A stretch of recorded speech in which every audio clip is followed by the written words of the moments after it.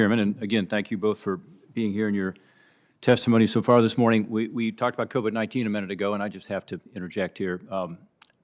I believe we need new legislation on COVID-19, but I think it needs to be far more targeted than what we have before us.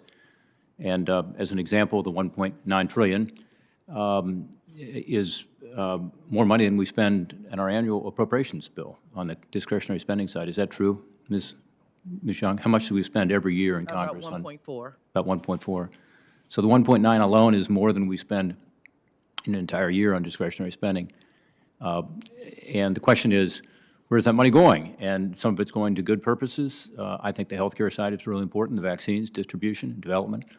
Some of it is going to areas that, frankly, have a lot of money right now because less than half, we're told, of what was just appropriated at the end of the year has actually gone out, which was $900 billion. And so I guess my question to you is, will you work with us in the future to make these things more targeted, to be sure taxpayer money is well used? And with regard to the economy, Mr. Miller, you said you thought we needed new legislation to create a foundation for future economic growth. Do you not believe the economy is growing now? We just had, in January, we had a 10% increase in income, in household income.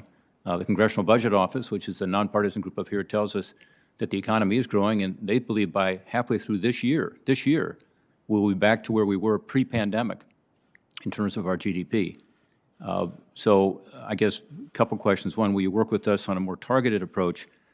And will you work with us on ensuring we have economic growth? And by the way, CBO says that will happen without any new stimulus, new report out today saying only 20% of the money that was in the stimulus checks last time actually got spent. The rest of it was mostly saved. So I wonder if you have any thoughts on that, both of you, for going forward. How do we work together better?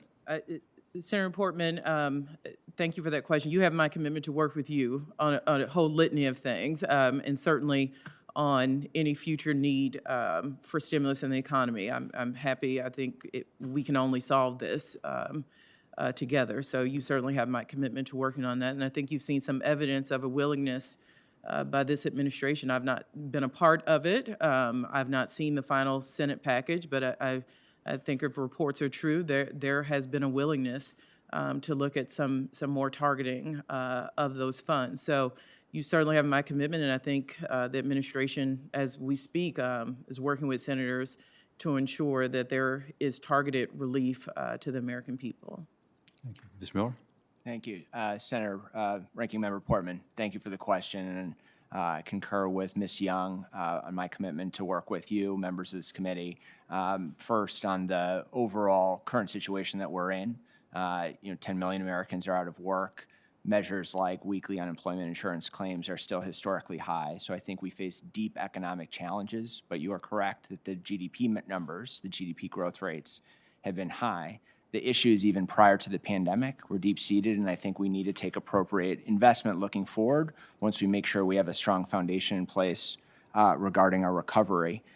Irrespective, if confirmed in my role as the Deputy Director for Management, I would welcome the opportunity to work with you and members of the committee to make sure that we're operating the programs that have been enacted by the Congress efficiently and effectively, including addressing concerns that have been raised in past programs or new programs. Including going after fraud. You make a commitment to that today? Yes. Yes, sir. As we talked about earlier. On Buy America, I was pleased to see President Biden sign an executive order with the intent of strengthening the Buy America Act, and in some ways it actually mirrors our bipartisan BuyAmerican.gov bill.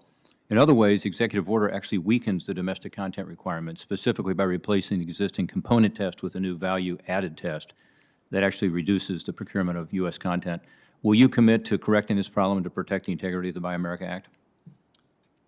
Ranking Member Portman, thank you for the question and commend you for your work and leadership on this issue. I think it's critical that our procurement policies are enacting strong domestic preference requirements. As I understand it, the intent of the EO is to do just that and make sure that procurement is increasing the amount of domestic economic activity, and you have my commitment to work with you to ensure that it does just that. Okay.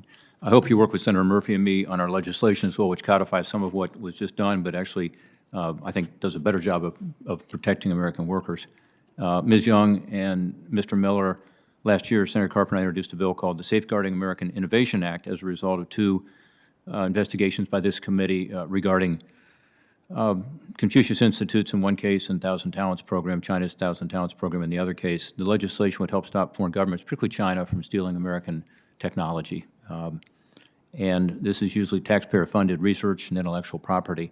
A critical part of the legislation would establish a Federal Research Security Council at OMB to close a gap we identified in coordination and information sharing among the various federal agencies that provide most of the funding for that research.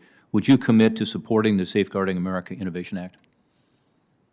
Senator Portman, I'm more than familiar with the goals. I have not seen every detail of the act, but I'm committed to working with you on that legislation to make sure the goals of it are implemented. It makes common sense to make sure our research is protected, and you certainly have my commitment to work with you on that. Great. We'll get you the legislation, and would love to have your help, Mr. Miller. Thank you, Ranking Member Portman. Agreed. It's a key issue in making sure that our research enterprise, our academic institutions are protected, and we welcome the opportunity to work with you on that issue. Okay. On permitting reform, we talked about this in our conversations, and I appreciate your support generally for the FAST-41 bill I co-sponsored in 2015, bipartisan bill that establishes Federal Permitting Improvement Council, by the way, which has saved well over $1 billion in terms of permitting and many years of permitting for major projects.